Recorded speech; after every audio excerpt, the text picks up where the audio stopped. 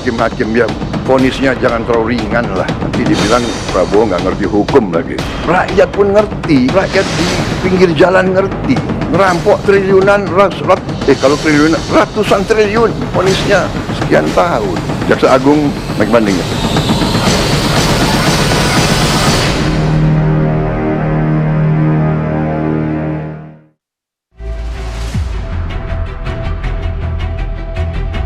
Majelis Hakim Pengadilan Tipikor Jakarta yang dipimpin oleh Rianto Adam Pontoh kembali menjatuhkan vonis ringan terhadap terdakwa kasus korupsi PT Timah, Helena Lim. Wanita berjuluk Crazy Rich Pantai Indah Kapuk, Helena Lim divonis hukuman 5 tahun penjara dan denda 750 juta rupiah, serta diwajibkan membayar uang pengganti sebesar 900 juta rupiah, paling lambat 1 bulan pasca putusan berkekuatan hukum tetap.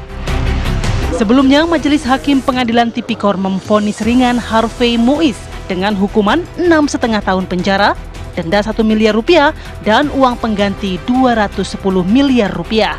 Vonis yang dijatuhkan terhadap suami Sandra Dewi itu menuai reaksi publik karena dinilai terlampau ringan dan tidak sebanding dengan kerugian negara yang dinilai fantastis mencapai 300 triliun rupiah. Presiden RI Prabowo Subianto mengkritik vonis ringan majelis hakim terhadap para koruptor yang merugikan keuangan negara hingga ratusan triliun rupiah. Prabowo menegaskan vonis untuk para koruptor yang merugikan keuangan negara seharusnya 50 tahun penjara. Terutama juga hakim-hakim ya vonisnya jangan terlalu ringan lah. Nanti dibilang Prabowo nggak ngerti hukum lagi. Tapi rakyat pun ngerti, rakyat di pinggir jalan ngerti. Ngerampok triliunan, kalau triliunan, ratusan triliun. Vonisnya sekian tahun. Nanti jangan-jangan di penjara pakai AC, punya kulkas, pakai TV. Jaksa Agung naik banding nggak? Naik banding ya? Naik banding. Vonisnya ya 50 tahun begitu kira-kira. Lantas, benarkah hukuman bagi para koruptor terlampau ringan? Lalu, hukuman seperti apa yang pantas dan dapat memberikan efek jerah bagi para koruptor? Tim TV One mengabarkan.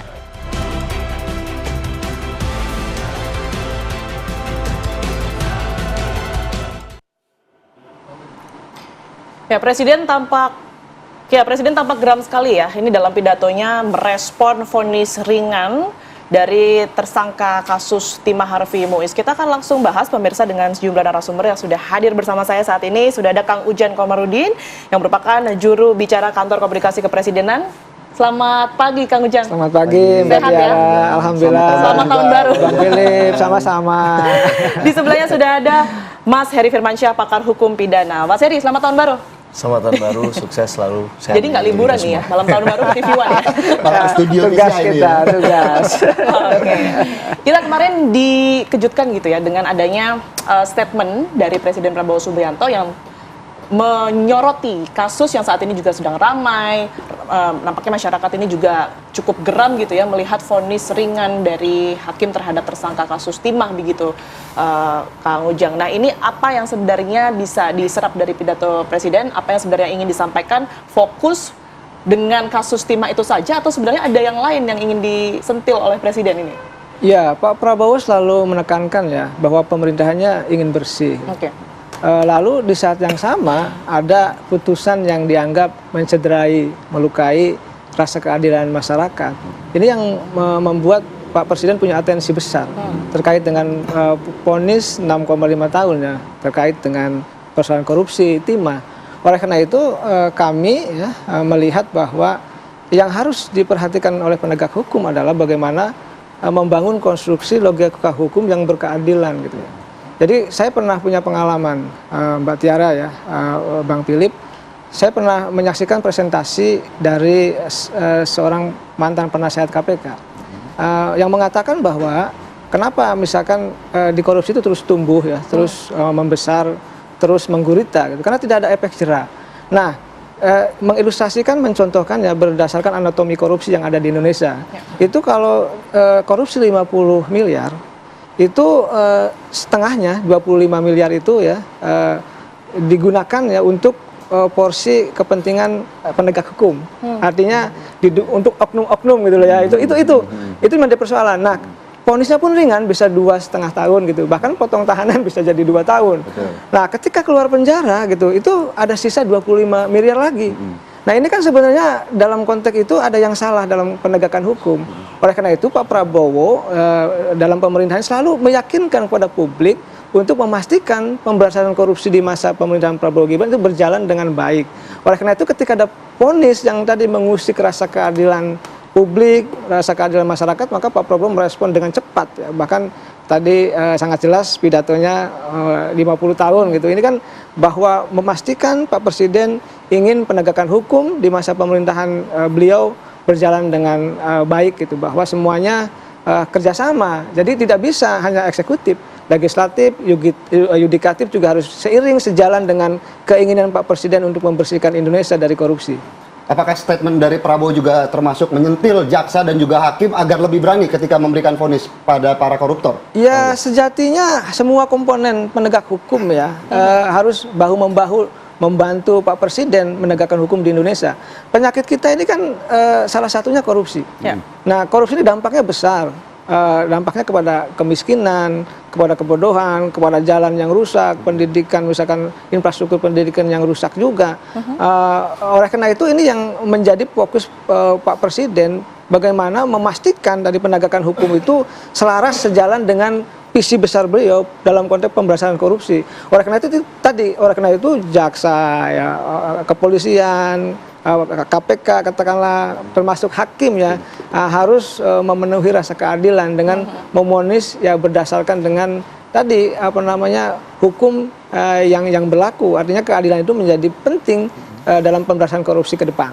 Oke, saya mau ke Mas Heri. Mas Heri, Pak Prabowo dengan lantang meminta koruptor dihukum 50 tahun, khususnya juga dalam kasus Harvey Muiz. Masuk akal, Kak? Begini dulu ya, bahwa ini kan bagian dari asta-citanya Pak Prabowo ya, pemberantasan korupsi itu yang harus kita maknai dulu. Dan yang kedua, jangan sampai ini dianggap fight back. Fight back-nya apa? Bahwa ini dianggap bentuk intervensi dari eksekutif kepada kekuasaan yang lain, misalnya yudikatif. Padahal kalau kita tanya ke masyarakat, ini kalaupun dianggap intervensi yang layak. Karena melihat bahwa ini sudah mengusik rasa keadilan masyarakat, tadi Kang Ujang sudah sampaikan di depan kan. Tapi untuk makna 50 tahun di sistem pemidanaan kita, mohon maaf lahir dan batin, memang lebaran masih jauh, tapi saya harus sampaikan sekarang ya, bahwa itu tidak terjadi di negara kita, karena sistem kita kan absorpsi dipertajam, jadi pidana terberat plus sepertiganya. Kalau yang tadi disampaikan itu mungkin terjadi di negara luar seperti di Amerika, sehingga kumulatif sistemnya bisa sampai ratusan tahun. Kita pernah baca itu mungkin kan di dalam setiap berita yang beredar misalnya. Tapi makna dari kalimat ini jangan juga disalahkan 100%. Ini adalah bentuk kegeraman dari Pak Prabowo ya, agar tadi benar bahwa harus ada ketegasan, harus ada satu visi misi. Jangan sampai penyidikannya, penuntutannya wow sekali, 300 triliun misalnya, tapi kemudian di pembuktian persidangannya tidak bunyi semua itu. Jadi saya sekarang malah membalik, tidak hanya melihat dari perspektif di ujungnya saja, putusan hakimnya. Sudah serius sekalikah dengan katakanlah tracing asetnya? Karena kita bicara bukan hanya pidana penjara saja, ada di pasal 18 Undang-Undang 31 1999 tentang pemberantasan tindak pidana korupsi itu kan clean and clear. Dia bicara tentang pidana pengganti denda. Nah, kalaulah orang misalnya kemarin di kasus Harvey Muiz, ya kita semua ingat 214 miliar kalau nggak salah, disuruh milih dengan 2 tahun menjalani pidana penjara. Logikanya pasti orang menjalani pidana penjara yang 2 tahun. Bahkan ada masyarakat Indonesia yang pengen menggantikan Harvey Muiz begitu untuk dipenjara begitu ya. Walaupun jangan sampai itu jadi mindset kita ya, bahwa kita hanya bicara tentang uang. Saya rasa keberkahan itu penting juga dalam mencari sesuap nasi ya, apalagi hanya segenggam berlian begitu. Tapi dalam konteks ini yang kita maknai adalah ada hal yang menjadi presiden buruk kalau selalu dibiarkan, bahwa kita akhirnya berpikir kalau mau korupsi boleh asal jangan sedikit, kan begitu. Nah, atau tadi saya katakan siapa sih yang tidak pro pemberantasan korupsi di setiap lini tadi, di setiap case yang berjalan, itu yang harusnya dipanggil. Baik secara mekanisme internal maupun eksternal. Saya rasa itu perlu dijelaskan kepada publik. Logikanya begini, kalaulah kasus yang viral itu, kemudian putusannya seperti ini, bagaimana yang tidak viral? Bagaimana yang terjadi di ujung barat Indonesia, di ujung timur Indonesia, yang kita tidak tahu mekanismenya seperti apa? Ini saja sudah terang-terangan kok, sudah banyak tekanan publik, tapi hasilnya begini. Nah, ini harus dijelaskan. Kita tidak mengatakan bahwa itu pasti salah, tapi kita ingin mengetahui logikanya. Karena awalnya angkanya 300 triliun, ini bukan angka yang kecil, 1 triliun 1.000 miliar. Begitu ya. Sedangkan dalam Perma nomor 1 tahun 2020 tentang penetapan pemidanaan untuk ketentuan pasal 2 dan pasal 3 Undang-Undang Tipikor, itu kan ada layer-layernya. Layer paling tinggi itu yang saya sebutkan saja yang paling tinggi ya. Paling berat itu adalah kerugian negara yang diderita di atas 100 miliar rupiah.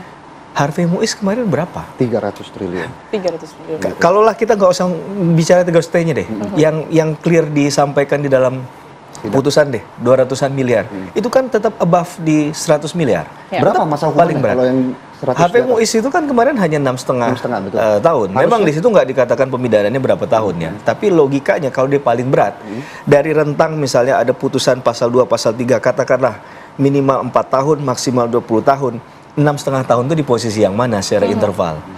Ini kan logikanya. Sedangkan penuntutannya hanya 12 tahun. Padahal bisa lagi di atasnya nih. Menurut kita ya, yang tidak terlibat langsung dalam perkara ini ya, logikanya itu. Kalau memang memberikan efek jerak, bahkan kalau bisa dua-duanya. Tapi kalaupun ada pengampunan, bahasanya kemarin, ini ada kolaboratif lah, agar itu kembali ke negara. Bukan kolaboratif dalam hal mencuri uang negara, bukan. Saya nggak mengatakan itu. Tapi ketika kita mengatakan bahwa ini sebagai pintu masuk awal untuk kemudian uang itu bisa kembali ke negara, harusnya ya diberikan pengampunan yang sesuai. Misalnya pidana penjaranya tidak maksimal, tapi pidana pengganti dendanya maksimal. Tapi apakah bisa dipastikan tracing aset dan mengembalikan aset kerugian negara tadi itu dapat maksimal? Karena biasanya dalam catatan kita sebagai praktisi, saya juga praktisi selain akademisi, itu tidak 100% itu bisa dikembalikan kerugian negara tadi. Nah, sedangkan kemarin juga tidak dijelaskan secara tegas dan jelas mana mekanisme kerugian keuangan negaranya, maka mana perekonomian negara yang dirugikan. Karena ini kan bicara tentang tindak pidana lingkungan hidup kan, yang berkaitan dengan Tipikor. Tapi kalau Anda melihat kemarin putusan hakim ini berdasarkan kerugian negara yang memang sudah dialami atau aliran dananya, Mas Heri? Ini keputusannya kan cukup ringan soalnya ya. Iya, kalau kerugian negara ini begini Mbak Tiara, dia bicara tentang uangnya pasti ada yang dirugikan nih. Kalau dia perekonomian negara berdasarkan penilaian kinerja. Nah, ini yang akan jadi sangat besar nilainya. Nah, kalau menurut saya, kalau kemarin itu penyitaannya dipastikan dari awal dari proses penyidikan, harusnya tidak keluar angka 750 juta, 214 miliar tadi. Karena untuk mencapai minimal 1 T aja, ini kan ada beberapa tersangka nih. Nanti deh kita di ujungnya kita kumulatifkan, berapa sih totalnya. Tapi kalau kemarin itu, saya sempat membaca di beberapa media, ada pembagian skemanya 25 T kalau nggak salah, izin kalau salah angka ini ya. Ada 171 triliun juga. Nah, mekanisme yang bisa dibuktikan secara langsung kerugiannya kalau nggak salah ini 25 T-nya tadi. Nah, sedangkan 171 T tadi itu kan masih mekanisme yang harus dihitung ulang, harus ada model, metode yang digunakan, ahli siapa yang kemudian menjelaskan itu. Nah, kemarin sayangnya saya pribadi nggak melihat itu secara utuh ya, jalanan proses persidangan tadi, apakah kemudian jaksa bisa begitu meyakinkan hakim untuk membuktikan bahwa memang kerugiannya itu mencapai angka fantastis 111 T.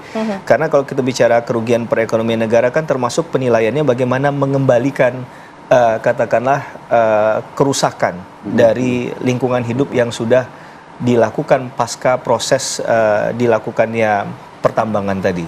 Nah, ini kan jadi penilaian bagaimana kehidupan masyarakat sekitar itu menjadi penting. Cuman catatan di tindak pidana lingkungan hidup, ini saya nggak tahu kutukan sumber daya alam atau apa. Mereka yang daerah yang punya potensi sumber daya alam besar, itu tetap saja secara kehidupan tidak layak.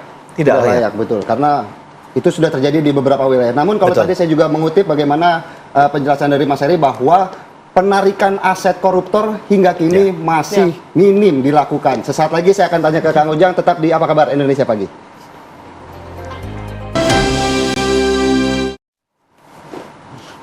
Anda kembali di Apa Kabar Indonesia Pagi, pemirsa. Saya akan langsung ke Kang Ujang. Kang Ujang, Ya. kalau dari strategi Pak Prabowo sendiri, tadi kita sudah membahas mengenai bagaimana kemudian ini memaksimalkan pengembalian aset dari tipikor atau tindak pidana korupsi. Ini apa yang akan dilakukan ke depan? Ya, Pak Prabowo sangat konsen, sangat perhatian kepada tadi soal korupsi, soal kebocoran, efisiensi, soal ilegal itu kan menjadi hal sesuatu yang harus kewajiban beliau ya untuk menata agar tidak terjadi kebocoran-kebocoran ke depan.